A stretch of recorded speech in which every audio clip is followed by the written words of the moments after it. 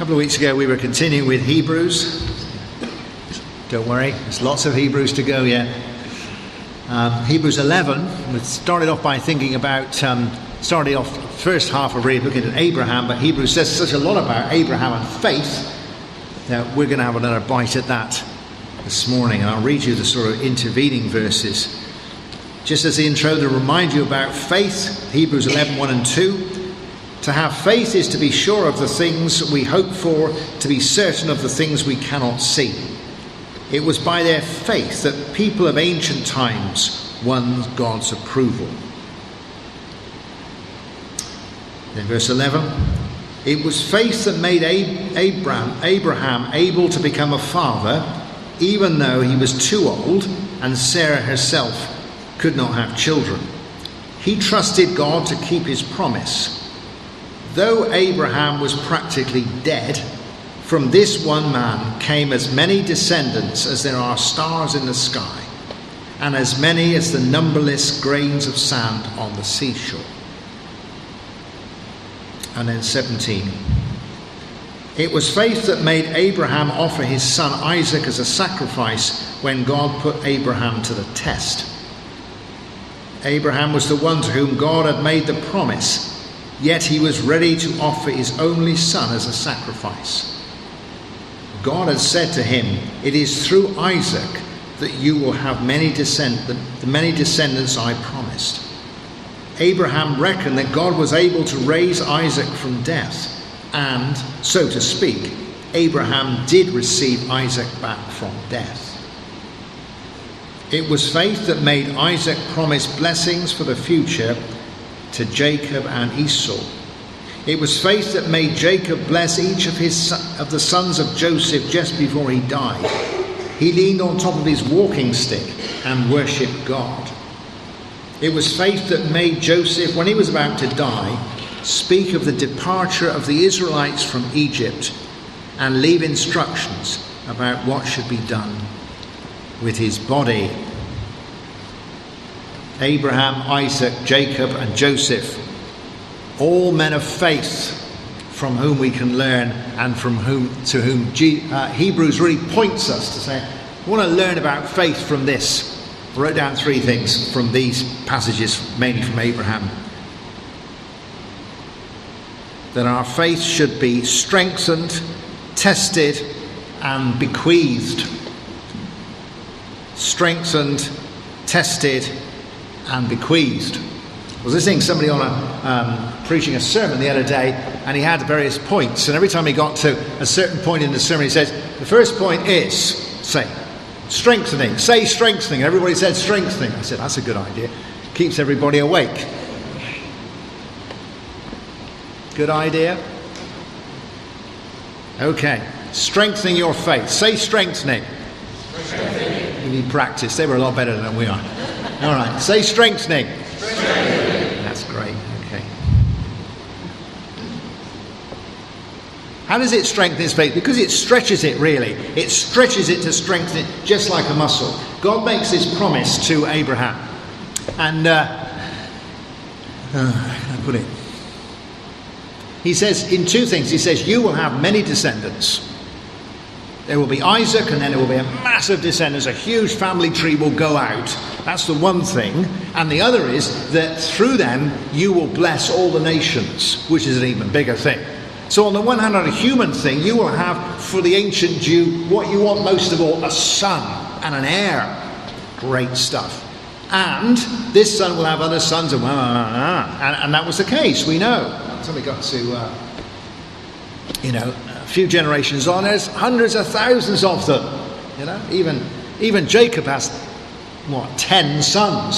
So there's this great, you will be the father of many nations. But more than that, this is not just a sort of, you will do well and there'll be a lot of your descendants around. Through you, I will bless all the nations on earth. That's very different. A lot of people in those days had a lot of sons who formed armies, who killed everybody else, and they wish they hadn't had all those sons. But in this case, there's a human blessing in the sense that he will have many sons, but there will be this spiritual blessing because God said, I will work through you. God gave him that promise, and Abraham believed that promise. Abraham had that faith when he didn't even have a son. But his faith is strengthened by stretching. That's not a good word, but strengthened by stretching, because although the promise remains, it gets more and more difficult as it goes on. I mean, perhaps Abraham was in middle age when the promise was made. He'd like to have had a son by then, but the promise still seems a goer. God is going to give me a son. But it goes on year after year after year. The promise stays the same, but the prospects of keeping it deteriorate all the way along. So he says he's got a chief servant. Well, if I don't have any sons, Eleazar will inherit all of my property. Then at the end of it, God says, no, that won't be the case. There's disasters happen when he goes to Egypt and gives his wife to Pharaoh and tells Pharaoh it was his sister. I mean, how bad is that? There's not going to be any children from that, but God rescues him from that. And then they agree together that she can't have any children. She doesn't think so. She says, have my slave girl and have a child. Well, that was kind of okay in those days. So we have Hagar that produces Ishmael, which gives you the impression that Abraham probably could have children, but possibly Sarah couldn't. I don't know. But I wouldn't do either. And God says, no. And so he hangs on and he hangs on and he hangs on. And if you like it, if the promise goes on like this, the prospects go like this, and the gap between the two increases all the way along. It's a bit like going on a low-flying tactical helicopter. It's very exciting travelling at about 100 feet across but you think, it's very exciting. And then it goff off the edge of an escarpment, and it drops away from 100 feet to 500 feet to 5,000 feet. The helicopter goes straight on, but suddenly you get vertigo. And so it is with faith being stretched and strengthened. But Abraham holds fast. We read, I think in Romans, and Abraham grew strong in his faith. Holds in there right to the end. We need our faith to be stretched so that it can be strengthened. How about having your faith stretched? God promises you something, but then as things go on, it seems less likely. Those of you who are Christians here will believe that you have been saved from your sins, but then perhaps you do something and things get worse and you think, I feel less saved. You feel you've been forgiven for something particular, but things roll on and you can't get rid of the guilt. And you say, when on earth is this ever going to happen? It seems to be more difficult, it goes on. God gives you a promise in relation to, putting something right with somebody.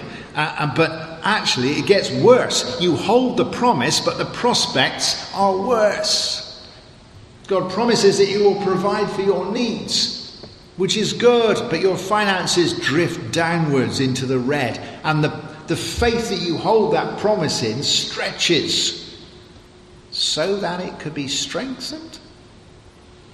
How many times have you that are Christian activists been in churches where the promise has been that the Lord is going to bring revival or renewal and lots of new people, and you go on believing that and they don't come and it doesn't happen and it gets more and more difficult. In fact, everybody gets older and dies and leaves, and you think, I'm still holding on to this promise, but it's stretching my faith to be strengthened. It's strengthened his faith. Wherever you are this morning and you feel that God has promised you something, in a very general sense, which applies to all of us, like forgiveness and salvation, or in a specific sense, you think God has promised me something in life and I'm holding on to that promise, but it's getting more difficult to do. It is a stretching to strengthen your faith. I was going for a little walk, sort of power walk, when I was in Nottingham, and it was at night, and I walked past one of these gyms. Now, I don't want to offend anybody here, because you may go to these gyms. But it's kind of gym that has glass all over the front. You can't see it in the day, but in the night you can see in. So all these lights you see. I've never seen all these people there. I mean, some of it's a bit strange, isn't it? I've just been for a walk. It's lovely. There's a full moon. It's a glorious evening. They're in there on a machine, walking. Only £12 a month. It's great. It said that on the screen, Walking was the last thing they were doing. I mean, there was other things they were doing. They were stretching everything, And I thought, perhaps perhaps so. Perhaps a church should be like that from a faith point of view. That everything is being stretched, so it should be strengthened. That would be good, wouldn't it? Or is it more like one of these sort of waiting rooms you sit around on a sofa and nothing is being stretched at all, is it? And you go home much the same as you arrived.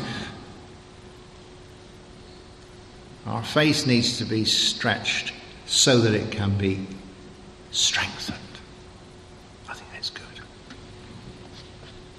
And you feel that with so many men of faith, they are stretched and strengthened, stretched and strengthened, stretched and strengthened. And so rather than thinking it's getting worse, you think, will it hold, Lord? Will it hold? Will it hold? I think so. That'd be good.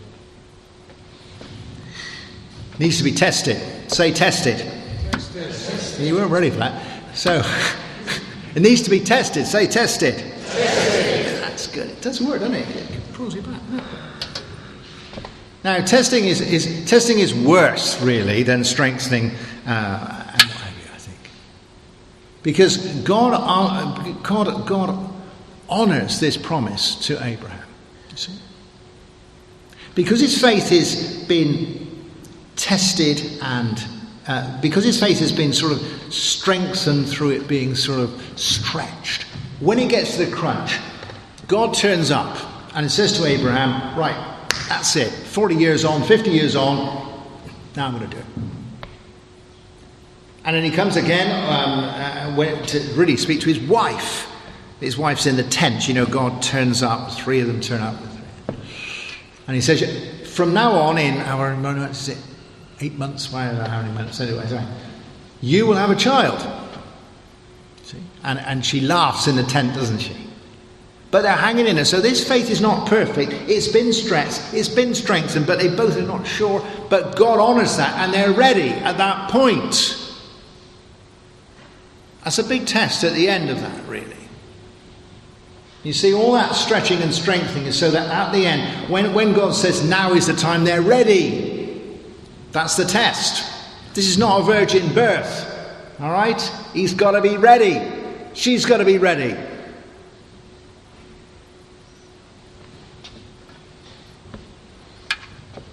They have to do the things you've got to do to have babies. When he was as good as dead, and she was past it. So they have been stretched, and they have been strengthened, and now it comes to the crunch. You see, if you haven't been stretched, if the muscle of faith has not been built up, when the promise comes, when the promise is fulfilled, you're not ready for it. You know? You've closed down, you've given up. You know? Are we ready? But then you think, what is the point of the testing on top of that? Really, having given Abraham Isaac, he could have brought Isaac up, he could have blessed him, he could have educated him, he could have found him a wife, and then he could have died. He doesn't need all this business about having to sacrifice him on an altar. That doesn't seem to be particularly useful. But then in some ways testing is not particularly useful, is it? God tests lots of people in the Bible, but he tests them just to test them. It's not even part of the narrative. I don't like testing. Do you like testing? I don't. I didn't like testing in exams. What's the point of having to write this essay if I know it? I know it anyway. What's the point? You throw it away. What do they ever do with exam essays anyway? Afterwards, they must pulp them, mustn't they? What's the point of it? You know. This kind of testing that Abraham gets when he's got to sacrifice his son. This terrible passage in Genesis where he takes him with the wood and the knife and he puts him on. Can you imagine it? How awful that is. What a test it is. You know? Everything seems to be going badly wrong. This is not making your faith. This is not stretching your faith. This is not strengthening your faith. This is breaking your faith. You might have been through that. And you thought, this is not building me up, this is breaking me up. Why is this happening to me? Why is this? Why is this? Why is this? And it often involves death, doesn't it? When somebody very close to you depend on dies, you think, this has not done anything for my faith. Or perhaps somebody who you want to be forgiven by moves away and never forgave you. Oh, I don't need it. Or something you want to say to somebody never gets said. Or some door closes and you think, or you get older and you think, I'm past that now. I'll never, ever get there. And it sort of goes, that's it. Must have felt like that for Abraham, wasn't he? I just can't even believe it. It was like putting his son, binding him up and putting him on an altar and holding the knife. And God does test us. I really dislike it when people telling me that God is teaching me something from something awful. I don't mind me feeling God is teaching me something from something awful, but it's the other people who aren't having the problem tell you, oh, God is teaching you something. That testing, I wish it could be something else. I wish I'd go on a course for it, you know? I've had bad things happen to me in my life which have taught me, they've been times of testing and they taught me what I couldn't have been taught by any other way, but I would have preferred to have gone on a course. Abraham is tested to breaking point. Now when we read this passage usually in Genesis, we think he goes right to the wire. Yeah, he goes right to the wire. He's got a knife there. I've got a picture in my Bible. He's got a knife there, you know? And then God says, stay your hand.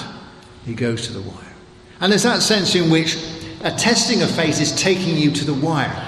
But it's not, is it? Because we know that God said, stay your hand. He didn't know that was going to happen. He doesn't know what was any wire to go to. It's not just a test, a theoretical test. It's not just something which will be good for us, but when it comes to the crunch, it doesn't happen because we've learned it and the worst does not come to the worst. He's not like that. He doesn't know. He thinks he's going to kill his son. You've all been in tests. I've been on exercises. You know it's not real. You're going to learn something, but it doesn't come to the crunch. When God is testing us, you don't know that it's not going to come to the crunch. You don't know. Abraham does not know. So testing of faith, you don't know. So perhaps it's not going to the wire. Perhaps then, looking at this story, he told him to sacrifice his son. It is more of martyrdom. I kill my son. The promise that I've believed in for the future dies, but I still believe in God.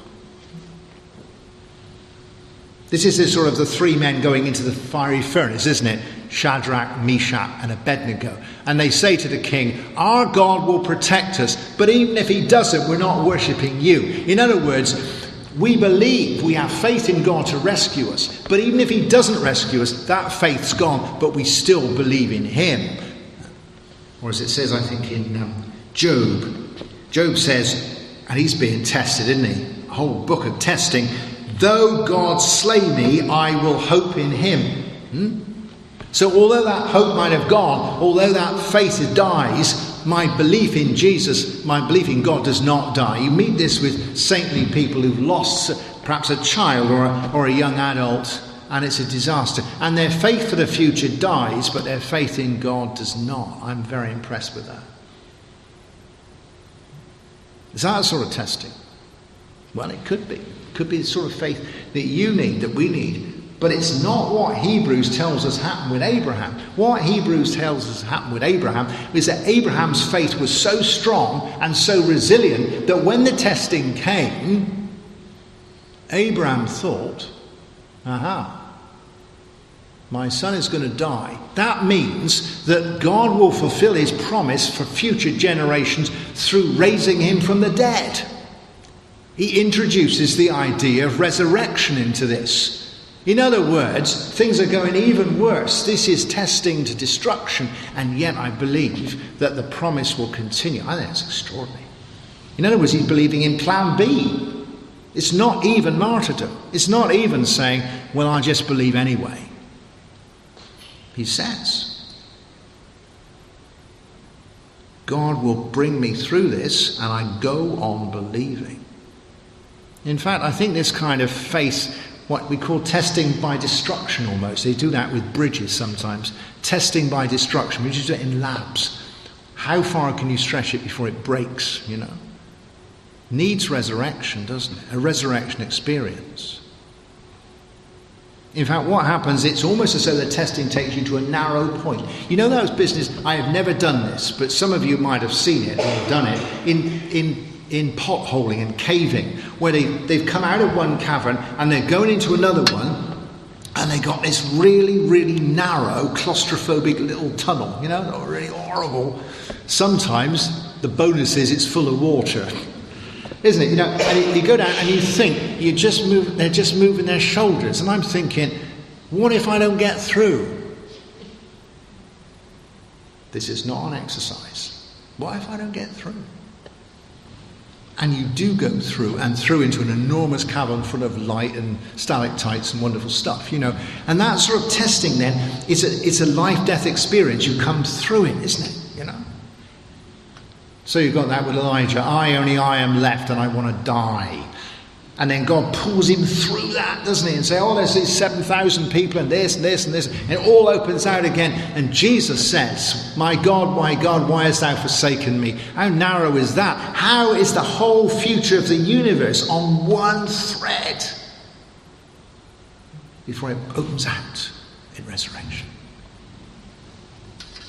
Our faith is tested. Your faith may be tested to breaking point at some point now, or has been, or will be. And if God holds you, if your faith is that tough, then God brings you through from the narrow bit into a resurrection experience of a person, of a relationship, of a forgiveness, of a restoration, of a church, of whatever it happens to be. What do they say? The night before the dawn is always, the hour before the dawn is always the darkest. Strengthening, testing, bequeathing. Say bequeathing. It's a longer word, but yeah. Say bequeathing. That's right. Because we've got Abraham, Isaac and Jacob, and this tested faith, this strengthened faith, this goes on from generations. All these people hold the same promise. If you want to go into Genesis, it's an extraordinary story and complex. We're not doing Genesis, we're just doing Hebrews. And Hebrews just skims through this and says, and Abraham's faith goes on to Isaac, goes on to Jacob, and in fact goes on to Joseph. And the faith carries on, and one blesses the next, and they bless the next, and they bless the next. Now, on a human level, what it's saying is that Abraham is a great man of faith. He bequeaths his faith to his son. It's not just he bequeaths his faith, but he hangs in the land. He stays faithful. He lives by faith. So when Isaac is born, he's in that context. He is in the land. He's not in Ur of the Chaldees. When he gets a wife, he gets the right wife in faith. When his father teaches him, he teaches him about the land. And he blesses him. And so we read the same with Isaac and the same with Jacob. In the business with Jacob, where Isaac is blessing Jacob and Esau, as it says here, and it's all a bit of a mess. We'll come to that in a moment. But we read apparently in the Hebrew that when Isaac leant against Jacob to bless him and smelt him, he smelt the land, and the Hebrew there means the promised land. He believes, he goes on in faith for the land through this man who is his son. And Joseph said, well, both Jacob and Joseph, because they died in very quick succession at the end of Genesis, both said, don't bury me in Egypt. Take me with you and bury me in Canaan, which prefigures the Exodus. I believe for the land. Although you're stuck in Israel, in Egypt, do not stuck here. Believe for the land. He bequeaths it to them. We believe, and faith is that seeing which has not quite happened. And so far we've only really thought about faith in our own lives. for our futures. What will you believe for what God will do in your life that you do not yet see? Well, this is, what will you believe through faith in your own life for the generations to come? This is hugely neglected. We have a vague sort of feeling about mission and youth work and all that sort of thing. But how much faith do I have that makes me do things today which for the generation to come will bear fruit? What will I bequeath to them? Or are we in defensive mode? I have had churches in my charge, and there are churches in this circuit, but I've certainly had churches in the past under my charge who will tell me, we just need the chapel to see us out. We're happy with the way it is. We're happy with our traditions. We don't want anything to change. And when we've died, then it'll close. Well, that's a great blessing to the next generation, isn't it? That is an outrage. What is it that we in our lives, what do I believe now that makes me do things? What do we as a church believe now that our faith is stretched and tested, but will be something to be bequeathed to our children and our children's children, or probably somebody else's children? What am I believing now that will be of value to my children and my children's children and my neighbour's children? And Abraham blessed Isaac, and Isaac blessed Jacob, and Jacob blessed Joseph. What do you bequeath? That's a real challenge, isn't it? It takes it away from the me thing and begins to see we are bequeathing something of our faith. But it puts us in a bigger picture. It's interesting. It's not a matter of, oh, did we ought to do youth work? It is. It is a matter of feeling you are part of the promise, because there's more to it than that, isn't it? Do you feel that you could be part of God's promise for the future? His promise to you and his promise through you. Because you can see in that what Hebrews says. Yes, he blessed Jacob and Esau. Yes, Jacob then blessed the sons of Joseph. But you read in Genesis, it's not that easy, is it? They all bless the wrong people. I mean, both of them are blind and they can't see anything. The first one is in a right mess. And although he blesses him, in other words, he's giving him God's blessing, he blesses the wrong boy, because he should have done Esau, but he produces Jacob. But the prophecy was it will be the younger. So he does. God works through that.